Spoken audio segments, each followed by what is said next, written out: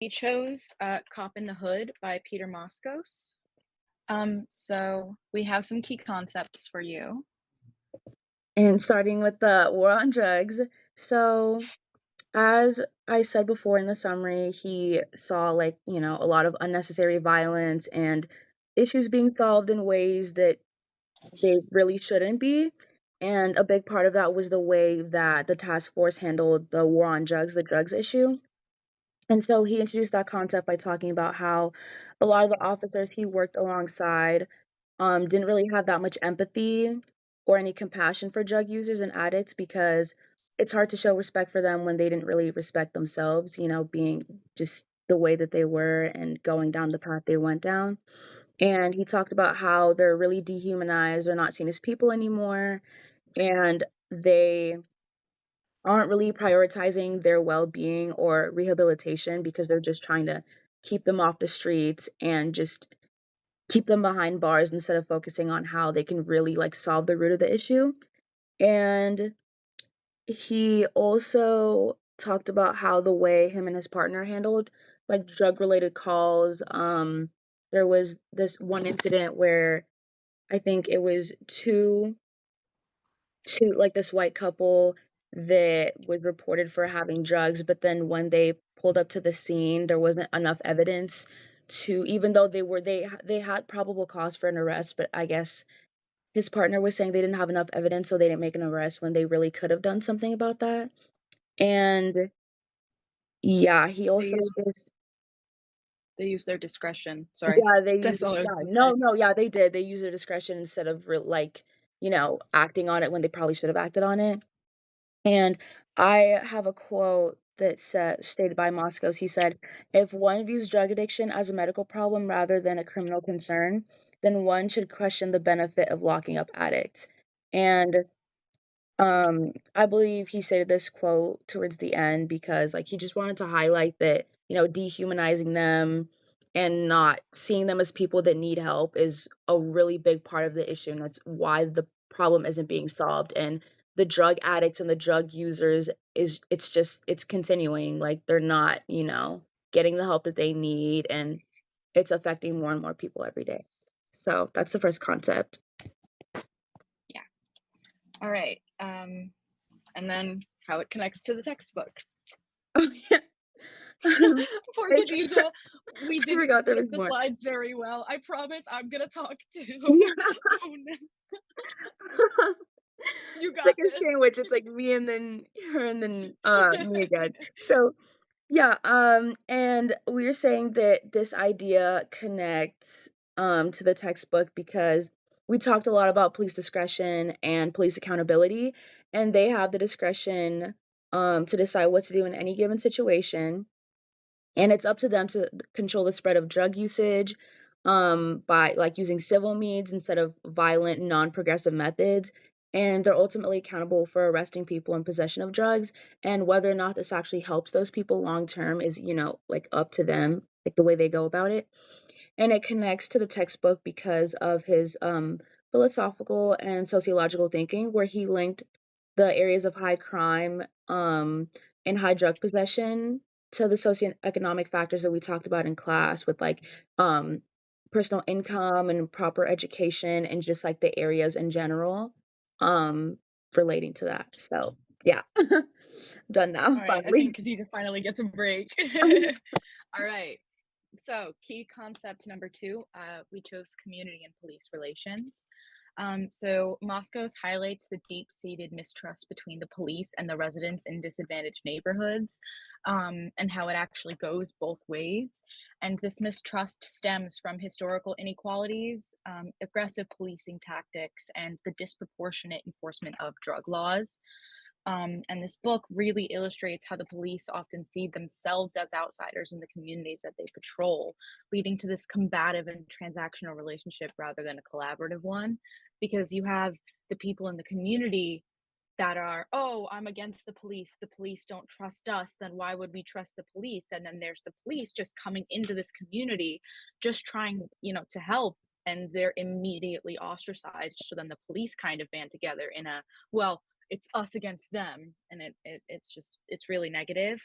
And then I have a quote from the book that says, when the police have an almost arbitrary power of arrest over the majority of the populace, police and their moral perspectives become an occupying force at odds with the community, which is kind of exactly what I just said. Um, the police have their morals and they have their discretion, but it's all arbitrary because they can arrest whoever they want, they can do whatever they want, and the community doesn't trust them. So it's just it's arbitrary. Um, and how this relates to the textbook, it's because through principles of constitutional policing, discretion, and the balance between public safety and individual rights, um, both works really emphasize the importance of fairness and accountability in fostering positive police community relations.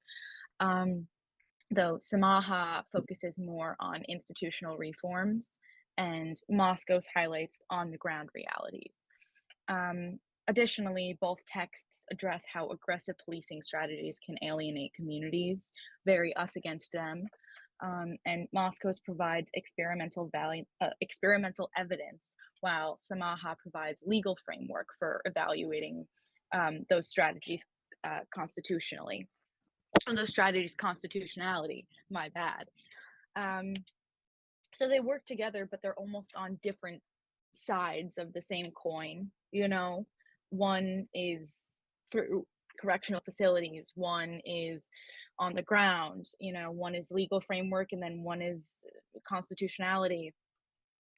It's really just how many aspects of this can we look at in order to make it better.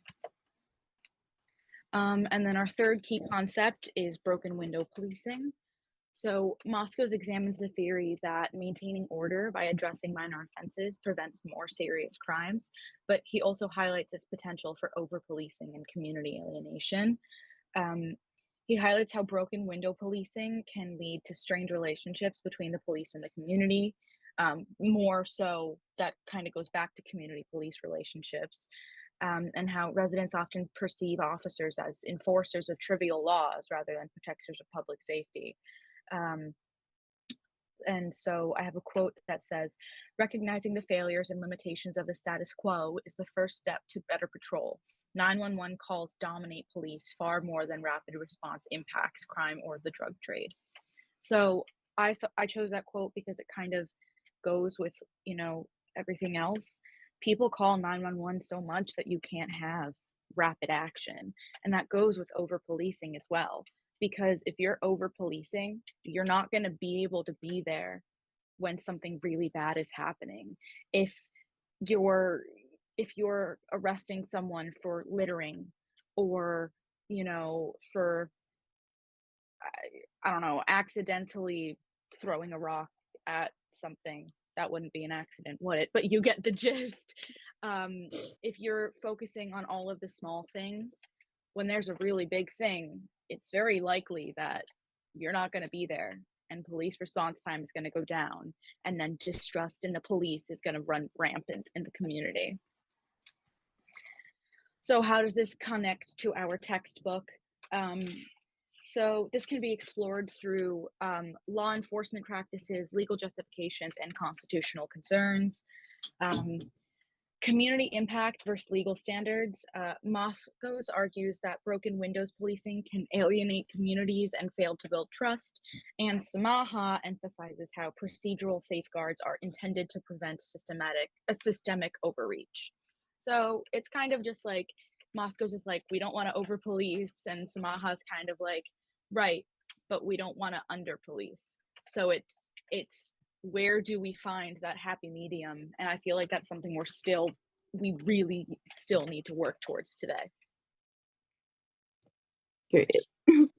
And then, so how does this book fit in with what we know, and what does it add to our knowledge? So, we said that this book fits in pretty well with what we've already known about the criminal justice system from the media, peers, and other sources, and especially with us being criminal justice students currently.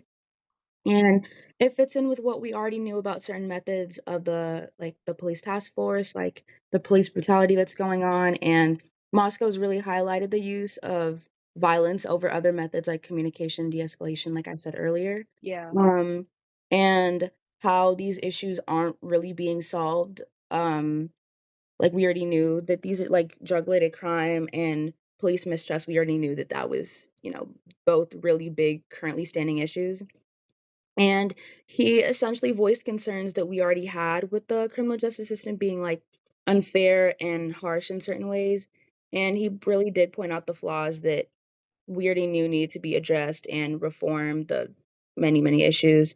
And even though there were a lot of things that he pointed out that we already knew were going on and issues that were already happening, it does add to our knowledge because it gives us a full understanding of the issues from like that firsthand perspective. Because again, he went through the entire 1 year journey, the academy, being out on the field, his reflection, everything. And though we tend to generalize and say that a lot of policing methods are like bad and have their flaws, the book did show that there are things that obviously aren't intended to be carried out in a certain way. And there is hope for change in the criminal justice system, like hope for reform and just overall working towards a better way of policing, better, less bad exactly. ways. Yeah. Like, at the end of the day, the criminal justice system was put in place to help people, Yeah, to or help I people. should say, at least the modern idea of the criminal Yeah. justice system was Modern. really, I mean, yeah, was really there to try and help the mass populace. I think it just a lot of the time comes down to we're using an old system in a new world, Right. and humans don't historically really like change. So we're dealing with that again. But sorry, I digress. No, you're good, you're good. And then how well is it written? Yeah, we both agree that it was very well written and a lot of insightful information. There's a lot to be learned from his words. And there's many, many examples. I mean, like the book, he did a very good job of including all his firsthand accounts and what he learned and the examples, the interactions he had with just the people that he worked alongside with, the people that he helped, the people that he had to arrest. Um, Takes us through his entire journey with him reflecting at the end, and it did a really good job of connecting the readers to his experiences because he voiced a lot of his opinions and he didn't just voice them, he explained why he felt that way in a way that all the readers could understand and probably agree with. Um, and it did a really good job of integrating his background in sociology with the issues that arose. Um, and he provided some solutions to those issues that actually did make a lot of sense and that like I feel like would actually really help the criminal justice system as a whole in our society because there's a lot to be learned from his words and his opinions and how he saw everything um during his journey. And yeah, I feel like there's a lot of reform and self-reflecting that needs to be done. I also feel like at points he kind of the book was very much of like, look guys, I'm just a sociologist, but I decided to be a cop for a year. Right. So it was very much like I'm a citizen just like you, but I'm Mhm. fulfilling the role of a cop. You know, he So played very, towards everybody's like very relatable. everybody exactly, very relatable. He played towards everybody's status in life and he was like, you know, like from a citizen's perspective, like this is what's happening, but like from the other side, which we don't often see, like this is someone that was on the other side and is no longer on the other side. So he's like, I can talk. Um, Exactly, yeah, he's, like, got that dual perspective. yeah, yeah, yeah. Period. So what could he have done better? We think he should have included interviews or accounts from other officers or community members, or even from criminologists that could have provided more comprehensive views of policing dynamics and community relations. He could have expanded on successful examples of community policing, not just giving like ideas towards it. Um, and then same thing with restorative justice programs or harm reduction strategies. He gives a lot of ideas, but he doesn't show if any actions have been made towards those advancements. And then we also think he could have added a more detailed exploration of specific policy recommendations, such as changes in training accountability structures or resource allocation.